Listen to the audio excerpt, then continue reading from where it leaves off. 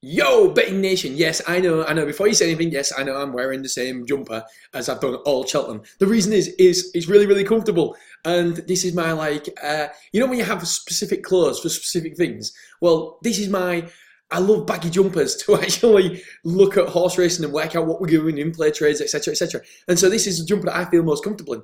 Okay, today, guys, I've got that's one, two in-play trades for you. Don't forget, please give me a thumbs up because it helps me on YouTube. YouTube think, oh, people like this video. So no thumbs down, all right? All right, okay, I've got two in-play trades for you today, two later backs, and they are beautiful. How did we get them? Well, all I did was go across. And by the way, if you do want to join the waiting list, I'm back advertising the waiting list. It's the links below in the show notes. Put your name down there, and don't worry, it will not be 3 months when we're next opening. I don't know the next time, but it'll be not, well, I don't know. It won't be as long as 3 months anyway. I can absolutely guarantee that. Right, how did I find these? I went to the later back section, so I did. I said, show me horses that haven't decreased by 20 ticks in the last 3 runnings 100% of the time. Okay, so we'll talk about that in a minute. And then we come across to this one at Cheltenham. I thought, Cheltenham? Because like I said yesterday, horses that run at Cheltenham, they're the best of the best. They're cream de la crop. And for that reason, they normally run good races so the in-play stats are normally very good because if their in-play stats are very good, they run very good, and hence the reason why they're at Cheltenham. So when I saw a horse here that has only decreased, an average decrease in the last 5 runnings, AD, of 18, I thought, hang about a minute, what's happened here? How come this is on my radar? Gordon Elliott as well. So I thought, let's have a little bit of a closer look. Held up towards rear, pushed along, never threatening, position 6th in a handicap. 22.4 Betfair SP, only went down to 18.5 and finished 6th. Here, 22s, only went down to 16.5. Favourite, 2.94, and only went down to 2.78. I thought, well, I need to have a closer look at this one. So let's have a look. Here it is. So here's the last race. So we're looking at a Leopardstown race there. There's a chestnut there. And I'm not saying chestnut because of the colour. It's just chestnut. I don't know. Right, so look here. Getting ridden along already getting along, and it finished 6th. So we know it finds the pressure. But look at that. As soon as that happens at Cheltenham, they will be going faster. They'll be going lickety-split. That's the official term, lickety-split today. This horse will be struggling towards the rear of the field. Look at it. It's way back. It makes it look a better jump than that because the other one was slow. But you see it there. There it is, Pink Hat. Just to confirm, it finished 6th. There it is. C'est de Burlet. Burlet, I think. I'm terrible at reading. Just think I've got to teach my son how to read.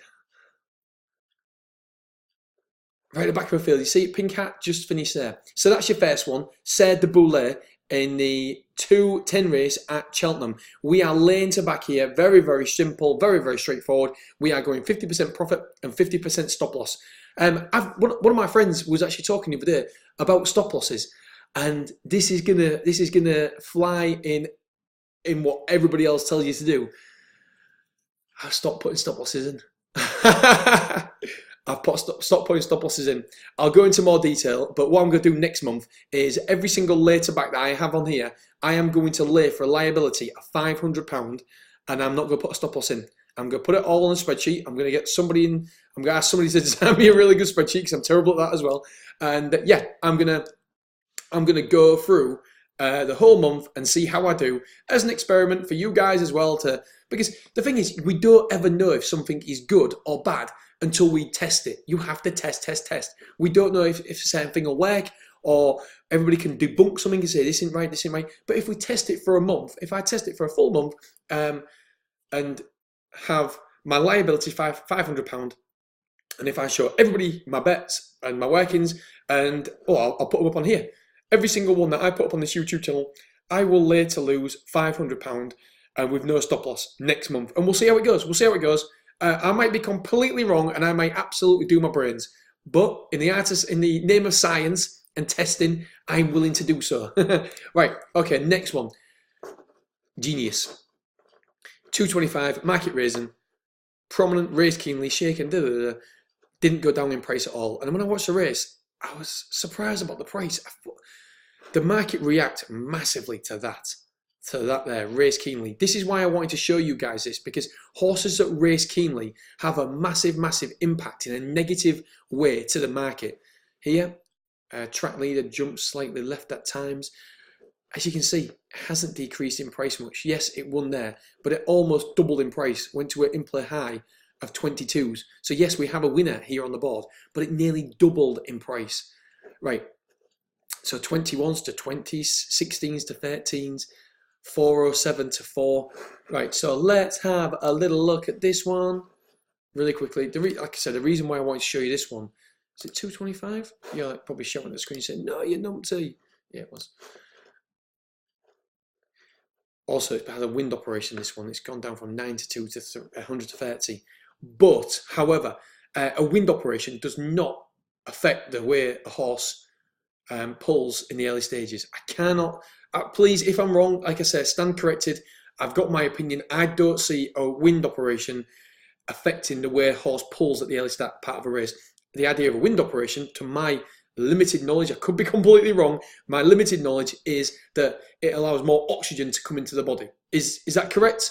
Have I got the correct understanding? Please, if I don't, let me know, because I'd like to learn as well. But that's my understanding of a wind operation, to make sure that it's easier for the horse to breathe. So therefore, it can get more oxygen around its body, and therefore can run better. But that's got nothing to do with the early part of a race. The early part of a race, the horse was pulling like jiggery poker. And yeah, that is an official saying again in Beverley. Right, so there it is. Genius. So it is, as I'm trying to get closer, I need a shear, it's going grey. There. Is it? I think that's the one. Number 4. Yeah, that's the one. So here it is now. Pulling really hard, look. Look. The jockey, you can just tell the jockey's like pulling it back. Pulling it back, look. He's right up, his shoulders are up. Like, there we go, just pulling it back, It's going too fast. And as soon as this happens, Betting Nation, as soon as this happens, it's jumping fine. But look, it's just pulling, it's taking a tug. You're losing energy. That is a big thing. You're losing energy. And the in-play boys, I know, hate this. From my experience, as soon as when I used to be an in-play trader, just by laying on courses and stuff like that, as soon as a horse pulled, I know that everybody else laid it. They laid it straight away, because the price it is when you first see it pulling is not the correct price. So the price will drift out to the mean price, to the normal price, to the actual price. And so people want to get against horses like this. Wow, 7 minutes already. Wow, this one's a long one. So as you can see, it pulls basically. We've got the in-play stats there. When it has won, it's increased in price as well by nearly double. So this is a later back for me as well, and I'm going 50% profit, 50% stop loss. Well, am I? I'm advising you guys too. All right, Betting Nation, have a wonderful day. It's Cheltenham. Right, I'll speak to you soon, guys and girls. I'll have a podcast up very, very soon. See you later, alligators.